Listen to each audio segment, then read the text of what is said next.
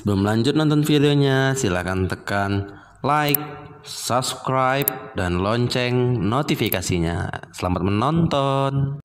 Pemirsa dimanapun berada, tetap bersama kami di M2 TV dalam membahas problematika Undang-Undang Omnibus Law atau Undang-Undang Cipta Kerja bersama saya, Jeffrey Haryanto Nababan.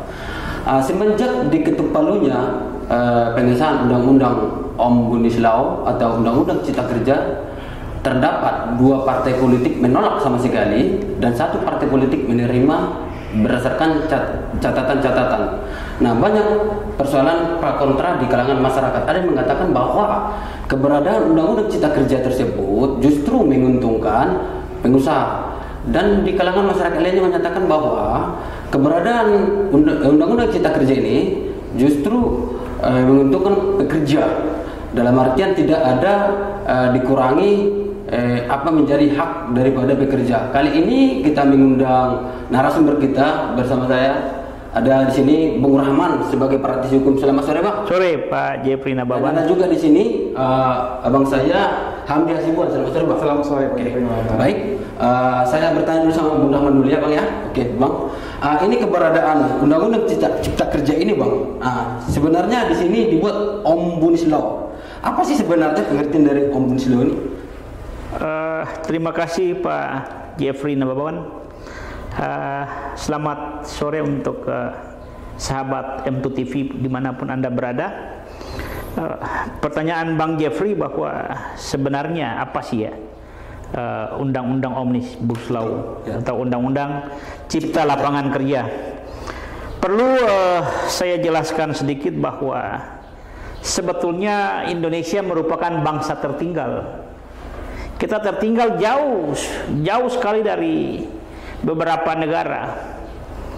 Undang-undang Omnibus Law ini sebetulnya sudah diberlakukan di Amerika sejak tahun 1880. Kemudian di Kanada tahun 1968.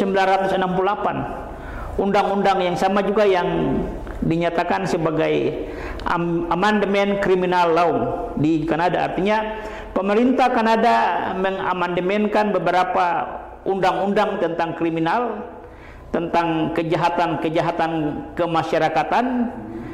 Dari beberapa kejahatan, diantaranya kejahatan tentang prostitusi, kejahatan tentang perjudian, kejahatan tentang narkotika, kejahatan tentang penyakit masyarakat yang lain digabungkan menjadi satu, itu yang di Kanada. Kemudian yang di Filipina juga sudah diberlakukan pada tahun 1987. Undang-undang Omnibus Law juga sudah diberlakukan di bagian investasi. Dan di Vietnam juga tahun 1980-an sudah diberlakukan. Jadi memang bangsa kita merupakan bangsa tertinggal, sehingga ketika undang-undang ini diciptakan seakan menjadi persoalan yang sangat besar. Sebenarnya undang-undang kata Omnibus Law itu berasal dari bahasa Latin. Bahasa Latin ya, Pak? Berasal dari bahasa Latin yang artinya banyak. Kemudian konsep tentang Omnibus Law itu sebetulnya diartikan sebagai satu rancangan undang-undang yang memuat lebih dari satu konsep di dalam satu undang-undang. Jadi satu rancangan undang-undang yang memuat lebih dari satu konsep di dalam satu undang-undang. Saya pikir gitu, Pak Jeffrey. Oke, Pak. Mungkin Pak Handi mungkin bisa. Oke, Pak. Ini untuk Pak Hamdi, sebenarnya sih menurut Bapak apa sih sebenarnya Omnibus Law ini, Pak? Terima kasih Pak Jeffrey. Saya pribadi berpendapat Undang-Undang Omnibus Law ini sebenarnya adalah undang-undang yang cacat hukum. Pada prinsipnya undang-undang kita kan sudah diatur dalam Undang-Undang Nomor 12 Tahun 2011 tentang pembentukan perancangan peraturan perundang-undangan. Betul. Jadi Undang-Undang Omnibus Law ini sebenarnya diatur sudah jelas. Jadi kalau kita mengarah pada Undang-Undang Omnibus Law, berarti saja kita mengarah kepada pengalihan sistem hukum. Sama dengan seperti Bung Rahman bilang tadi, sistem hukum di Amerika dan Filipina. Jelas di sini. Dalam peraturan perundang-undangan 12 tahun 2011 itu kan sudah ada pengaturannya bahwasanya Presiden bersama DPR itu merancang peraturan undang-undangan untuk digodok menjadi undang-undang. Betul. Tapi sekarang pada prinsipnya, faktanya, realitasnya Presiden dan DPR itu sedang melakukan pelanggaran formal cacat hukum terhadap peraturan 12 tahun 2011 itu mengenai perancangan peraturan perundang-undangan. Dalam hal ini, jika Presiden melanggar ketentuan yang telah diatur, sama saja kita mengubah sistem hukum kita seperti yang disebutkan Bung Rahman tadi dengan Amerika dan Filipina. Oh begitu Pak ya. Nah ini Bang, saya menambahkan dulu, ini kalau kita lihat keberadaan undang-undang Omnibus Law Cipta Kerja ini, apakah ini memang sebenarnya bermanfaat bagi tenaga kerja ini? Saat ini kita kan sedang menggodok undang-undang kefarmasian juga, undang-undang perpajakan juga. Itu sama dengan undang-undang tentang Cipta Kerja tadi, tapi berpatok berdiri pada undang-undang Omnibus Law. Saya bilang, apabila undang-undang kefarmasian, undang-undang perpajakan, undang-undang Cipta Kerja sini yang pada prinsipnya berpegang pada undang-undang Omnibus Law adalah sudah sangat cacat formil. Saya sampaikan tadi di sini Presiden dan DPR tidak melihat dan mempertimbangkan undang-undang yang kita pakai 12 tahun 2011 tadi. Sebelum lanjut, tekan subscribe dan lonceng notifikasinya. Selamat menonton. Oke baik Pak, terima kasih. Untuk Bang Rahman, ini sebenarnya keberadaan ini Undang-Undang Cipta Kerja ini, apakah memang sama sekali bermanfaat bagi tenaga kerja Pak? Bung Jeffrey, pertama sekali saya harus menyampaikan dulu bahwa ada hal yang memang menjadi pemikiran besar untuk pemerintah kita, bahwa dari tahun ke tahun usia kerja kita dalam 1 tahun yang bersiap untuk dan memerlukan lapangan kerja dalam 1 tahun 2,9 juta orang. Ini usia pencari kerja Pak ya. 2,9 juta orang. Kemudian dari 2,9 juta orang itu 87% cuma lulusan SMA. Lulusan SMA ya Pak? Iya, kemudian 23% kalau tidak lulusan SD. Artinya ini merupakan suatu fakta yang memang menjadi beban pemerintah Pak. Oh iya. Nah, kemudian dengan fakta ini kita juga harus menghadapi kenyataan bahwa negara kita negara subur dan makmur. Betul. Banyak hasil alam kita. Muncul pertanyaan, kenapa investasi tidak mau datang berinvestasi di negara kita? Betul. Oleh karena beban pemerintah sebegitu berat, sehingga pemerintah melakukan suatu kajian. Dalam kajian tersebut muncullah nama dia 11 klaster. 11 klaster, di mana dalam klaster-klaster itu berhubungan langsung dengan bagaimana menciptakan peluang kerja, bagaimana menumbuhkan investasi di Indonesia. Begitu. Sehingga akhirnya kita secara sadar kita harus berpikir seperti begini. Coba bayangkan dalam satu negara yang hidup di negara yang makmur, dari tahun ke tahun tenaga kerja dalam 1 tahun 2,9 juta orang. Kemudian dari 2,9 juta orang yang datang berusaha tidak ada. Oleh karena apa? Ada ketentuan kita dalam undang-undang tenaga kerja, undang-undang 13, ya Pak ya, tentang persoalan gaji, pelesihan upah, persoalan penyelesaian sengketa. Akhirnya undang-undang Omnibus Law ini merupakan satu sarana memfasilitasi kepentingan pekerja dan kepentingan pengusaha, ya Pak ya. Ini cuma satu klaster Pak tentang undang-undang Omnibus Law, karena dalam 11 klaster itu ada banyak persoalan lagi. Untuk memfasilitasi kepentingan tersebut pasti harus ada yang dikorbankan, dan kita lihat sekarang yang terjadi, pekerja merasa dikorbankan. Betul. Karena ada hak-hak pekerja yang menurut beberapa pengamat yang dikurangkan. Karena kita sendiri sampai hari ini kita belum tahu konsep Omnibus Law yang jelas itu yang mana ya. Artinya undang-undang yang jelas itu yang mana? Kita akses di internet pun belum dapat juga. Sehingga kita akan bertanya lagi bahwa apakah dari 1.000 orang pekerja yang akan bersiap bertarung untuk mengisi hanya 10 lapangan kerja, ataukah yang 1.000 yang dengan minta gaji besar ini kita kurangi gajinya sedikit? Iya, ya, kita kurangi gajinya sedikit, yang ini dibuka menjadi 500 mungkin peluang kerja. Jadi dalam pemikirannya ada kemudahan begitu Pak yang ditawarkan untuk pekerja. Tetapi untuk pekerja sendiri, saya sebagai praktisi hukum, ada beberapa pasal yang secara samar sudah kita baca bahwa undang-undang ini juga tidak mengakomodir kepentingan pekerja buruh Indonesia. Karena saya terkesan sekali dengan pembicaraan senior kita, Bung Hotman Paris, bahwa di dalam undang-undang ini, atau semestinya undang-undang ini harus mempertegas bagaimana proses yang cepat untuk buruh menyelesaikan sengketa hubungan industri. Tetapi kenyataannya di dalam undang-undang ini belum menggambarkan itu. Nah, inilah rasa keadilan untuk buruh bagaimana. Coba kita bayangkan buruh yang gajinya hanya 5 juta atau bahkan 3.500.000. Ketika sengketa dengan pengusaha harus tunggu sampai 2-3 tahun baru persoalannya selesai. Ini kan persoalan untuk kita. Begitu banyak. Iya. Oke, kita tahan dulu Pak sebentar ya. Pemirsa, tetap bersama saya di M2 TV setelah jeda-jeda berikut.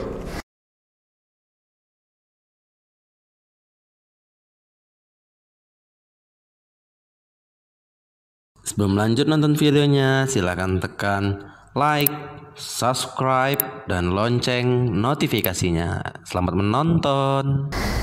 Baik pemirsa, sudah bersama saya di M2 TV. Nah, saya langsung bertanya kepada Bang Hamdi. Bang Hamdi, di sini kan banyak orasi maupun demonstrasi di berbagai daerah bahwa dikatakan tenaga kerja itu ada dikurangi bagi tenaga kerja. Keberadaan undang-undang cipta kerja ini. Nah, menurut Babang, apakah memang undang-undang cipta kerja ini memang bermanfaat bagi tenaga kerja? Pertama, kita harus berpikir positif juga kepada anggota Dewan yang terhormat, bahwasanya undang-undang tenaga kerja ini adalah terobosan hukum. Tetapi sampai dengan saat ini, sampai dengan materi-materi sudah kita pahami, bahwasanya terobosan hukum yang dibuat sama undang-undang cipta kerja ini adalah merugikan masyarakat buruh. Kita sudah memahami bahwasanya ini adalah untuk menarik investasi, menarik investor dari luar. Tetapi faktanya yang terjadi saat ini adalah yang kita pahami dari undang-undang tersebut, ini sangat merugikan hak buruh. Sedikit banyaknya mengenai pesangon yang sudah jelaskan. Ya, mengenai pesangon, di sini pesangon buruh sudah kita bahas tadi sebelumnya dengan Bung Rahman. Tetapi di sini sangat-sangat buruh juga belum memahami, karena ini kan belum diterapkan. Kita yang memahami materi, buruh belum memahami sebenarnya penerapannya bagaimana. Tetapi dari penjelasan-penjelasan para pakar, pesangon yang harus didapat pada buruh adalah tidak memuaskan pihak masyarakat buruh itu sendiri. Saya kira pendapatnya begitu. Terus kalau adanya orasi saat ini, apakah memang adanya orasi maupun demonstrasi, apakah kemungkinan memang undang-undang ini bisa dibatalkan menurut Bapak? Orasi demokrasi adalah itu cermin dari demokrasi kita bersama ya. Tetapi apabila orasi dan demokrasi ini terus berlanjut, tentu DPR dan Presiden juga kaum-kaum pemerintah kita harus mendengarnya. Dan bisa juga ini dibatalkan dengan bersamaan dengan undang-undang yang pernah ada dan tidak dibatalkan. Dapat dibatalkan begitu Pak? Dibatalkan. Oke, baik Pak. Oke, sekarang saya mau bertanya sama Bung Rahman. Bang, ini ada kan orasi di beberapa daerah. Nah, menurut Abang, kemungkinan adanya orasi ini, apakah memang bisa mempengaruhi supaya undang-undang ini bisa dibatalkan kembali, Bang? Bang Jepri, ada hal yang memang perlu kita luruskan juga tentang undang-undang ini. Bahwa pertama sekali kita kembali lagi bahwa undang-undang ini tidak memuat satu klaster tentang tenaga kerja sendiri. Tapi undang-undang ini ada juga tentang bagaimana sistem perizinan, bagaimana tentang lingkungan hidup, bagaimana tentang tata kelola tanah di kawasan industri, dan beberapa klaster yang lain untuk menciptakan percepatan pertumbuhan investasi. Ya. Karena kita tahu bahwa Indonesia dengan negara kaya, sekali lagi saya bilang negara kaya, tetapi dalam hal investasi Indonesia jauh berkurang daripada Vietnam, Filipina maupun Malaysia, apalagi Singapura. Ini kan sesuatu fakta yang sedang kita ini. Kemudian tentang apakah undang-undang ini masih bisa dirubah oleh karena adanya aksi demo atau apa? Kita melihat bahwa saudara-saudara kita yang melakukan demo itu hak mereka. Betul. Jelas itu hak mereka. Tetapi kembali kita bertanya kepada mereka, apakah mereka sudah membaca secara utuh isi daripada undang-undang itu sendiri? Karena sampai saat ini saya sebagai praktisi hukum pun belum dapat mencerna atau membaca isi seutuhnya daripada undang itu sendiri, apalagi tentang buruh yang memang punya akses untuk mendapat itu agak sulit. Nah, itu yang satu pertama. Yang kedua, tentang perbaikan saya pikir ini sesuatu yang mustahil, impossible. Tetapi nanti di dalam undang-undang itu ada turunannya, ada peraturan pemerintah, ada peraturan menteri. Nah, di situ mungkin akan lebih dikonkretkan secara teknis pelaksana daripada undang-undang itu sendiri. Walaupun di dalam kerangka undang-undang kita melihat undang-undang merupakan batang tubuh yang pertama, Pak ya, baru dipecahkan PP, kemudian ada peraturan menteri. Tetapi secara teknisnya akan diterjemahkan di dalam peraturan menteri, sehingga kalau dikatakan bahwa tiba-tiba undang-undang ini harus dirubah, saya pikir itu sesuatu yang sulit. Pertama sekali, kan kedua, kita melihat bahwa undang-undang ini merupakan, betul kata Pak Handi tadi, bahwa undang-undang ini merupakan satu terobosan hukum. Terobosan hukum yang dilakukan oleh pemerintah bersama-sama dengan DPR, terpulang pada kalau sekiranya ada ketentuan peraturan dalam sistem penyusunan ketentuan perundangan yang salah, itu merupakan tanggung jawab daripada DPR dan pihak-pihak yang berwenang, Pak ya. Tetapi kita harus menghargai bahwa undang-undang ini sudah ada dan tinggal yang kurang ditambahkan. Ditambahkan ataupun yang masih kaku diperjelaskan di dalam peraturan pemerintah. Iya bang, baik bang. Ya ini kan kalau kita lihat kan irana pengadilan itu kan ada bang, yang berdasarkan Undang-Undang Dasar pasal 24C contoh. Bagaimana kira-kira kalau sekiranya undang-undang itu dibawa ke MK gitu kan? Nah begitu pembentukan peraturan pemerintah maupun gubernur bisa dilaksanakan di sana untuk apa yang menjadi kekurangan-kekurangan daripada Undang-Undang Cipta Kerja itu tadi? Betul sekali.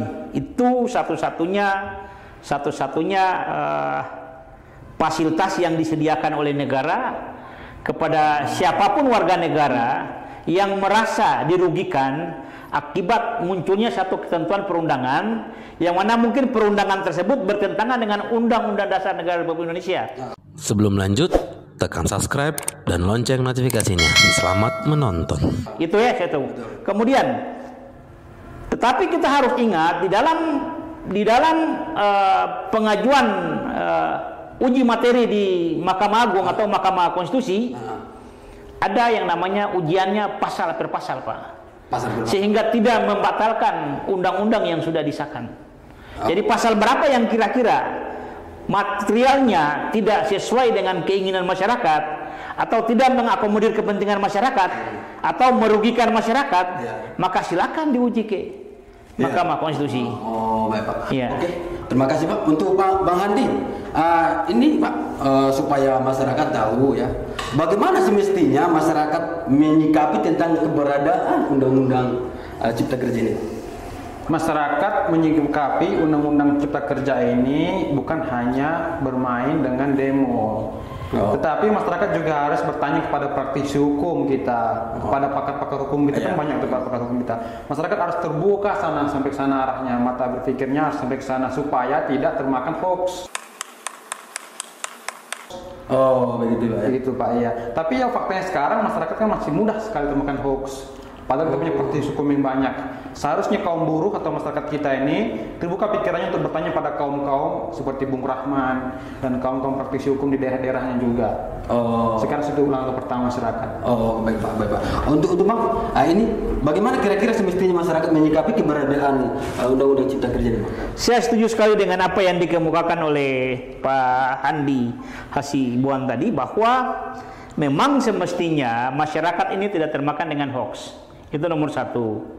Alangkah baiknya masyarakat bertanya kepada ahlinya, ke pakar-pakar hukum, untuk memperjelas kedudukan daripada undang-undang yang sekarang masih multitafsir tafsir. Nah, itu yang pertama. Kemudian alangkah baiknya masyarakat melakukan hal-hal yang positif. Jangan sampai ikut dalam terpengaruh dengan hoax, langsung melakukan kegiatan-kegiatan yang bisa merugikan diri dia sendiri. Sementara undang-undang ini kan hanya merupakan proses bernegara, ya Pak ya. Ini merupakan proses bernegara yang sistematika perubahannya dan penggunaannya nanti akan diperuntukkan secara jelas kepada masyarakat, akan disosialisasikan oleh pemerintah. Jadi sekali lagi jangan kita termakan dengan hoax. Oh, berarti yang demo-demo sekarang ini Pak yang melaksanakan orasinya itu karena memang termakan oleh hoax saja? Sebagian besar memang termakan oleh hoax. Walaupun kita harus yakin Pak bahwa itu juga kepentingan mereka Pak ya. Ada yang lahir dengan hati nurani bahwa sebagai seorang buruh yang terus terang dalam kehidupan keprihatinan di saat-saat COVID ini, di mana situasi kerja mereka tidak normal, dengan gaji yang dirasakan masih sedikit, kemudian dimunculkan lagi undang-undang seperti begini, tentu ada juga yang dengan hati nurani datang melakukan aksi mereka. Tetapi sekali lagi kami ingatkan, untuk pekerja yang datang dengan hati nurani ini biasanya mereka tidak termakan dengan hoax. Mereka memperjuangkan hak mereka, ketika mendapat penjelasan mereka akan balik dan mencari solusi. Oh, terus apakah sebenarnya memang demonstrasi ini tujuannya diadakan demonstrasi Pak? Apakah untuk menciptakan suatu PP nanti atau bagaimana Pak kira-kira? Yang jelas untuk semua demonstrasi apapun mereka akan menyampaikan pendapat mereka, ya Pak ya. Tentu dari persoalan-persoalan yang kami tangkap dari sumber-sumber berita bahwa buruh yang dikhawatirkan buruh sekarang ini pertama sekali tentang sistem kontrak, ya Pak ya. Kontrak, ya. Kemudian yang berikut tentang upah minimum, ya Pak ya. Kemudian yang berikut tentang pasangon. Ya. Ini kan sesuatu yang utuh daripada pekerja. Elemen pekerja merupakan satu variabel di dalam penghambatan undang-undang investasi ini, ya Pak ya. Nah, artinya kita melihat dan kita ingin menyampaikan kepada pemerintah juga bahwa semestinya hambatan dari investasi ini bukan hanya bisa dilimpahkan seutuhnya kepada para pekerja, tetapi pemerintah sendiri harus koreksi. Walaupun di dalam undang-undang Omnibus Law ini sudah juga memangkas birokrasi untuk mempercepat investasi, tetapi yang akan sulit dirubah manusia-manusianya Pak Jepri. Betul. Ini manusia kita ini, para pejabat ini koruptor semua Pak. Iya, kita kan harus ngomong terang-terangan. Betul. Bahwa persoalan yang terjadi dalam investasi itu bukan hanya masalah tenaga kerja. Tenaga kerja itu cuma variabel yang sangat kecil dalam menarik investasi. Berarti sebagus apapun undang-undangnya, kalau memang penegak hukumnya itu sebagus apapun undang-undang, kalau otak kita masih otak maling, ya Pak ya.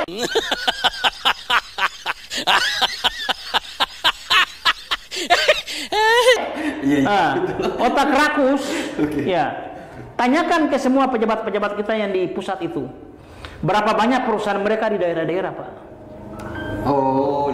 Berapa banyak usaha-usaha mereka di daerah-daerah? Setiap kebijakan kepentingan investasi mereka semua yang kuasai Pak. Kemudian anak daerah dapat apa? Anak daerah tidak akan dapat apa-apa tentang investasi ini. Ini yang akan kita bicarakan. Artinya variabel tenaga kerja bukan segalanya untuk persoalan investasi. Yang terpenting pemerintah harus sadar dan harus ingat bahwa mentalitas birokrasi kita harus segera dibersihkan. Selagi ini belum dibersihkan, jangan harap ada investasi yang mau masuk Indonesia. Ini omong kosong semua undang-undang seperti ini. Bikin heboh aja Pak. Tapi tidak akan ada hasil apa-apa kalau otak-otak birokrasi kita masih otak maling semua Pak.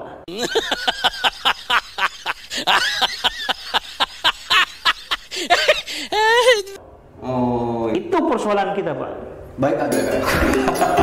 Sangat menarik sekali sebenarnya pemirsa, karena memang waktunya sudah habis ya. Baik pemirsa, dimanapun berada, kami sangat berterima kasih telah menyaksikan tayangan kami ini. Untuk kedepannya, bagi pemirsa yang baru saat ini melihat tayangan ini, supaya melakukan subscribe ya kan, membagikan, dan bagi pemirsa yang ingin menkomen, ada kami tersediakan di kolom komentar. Silakan Anda untuk memberikan pertanyaan maupun masukan. Satu persatu pertanyaan Anda akan kami baca kok ya. Oke, baik. Mungkin itu saja yang bisa kami sampaikan. Semoga dalam acara hari ini tentang problematika undang-undang cipta kerja dapat kita paham bersama. Terima kasih, semoga kita sehat.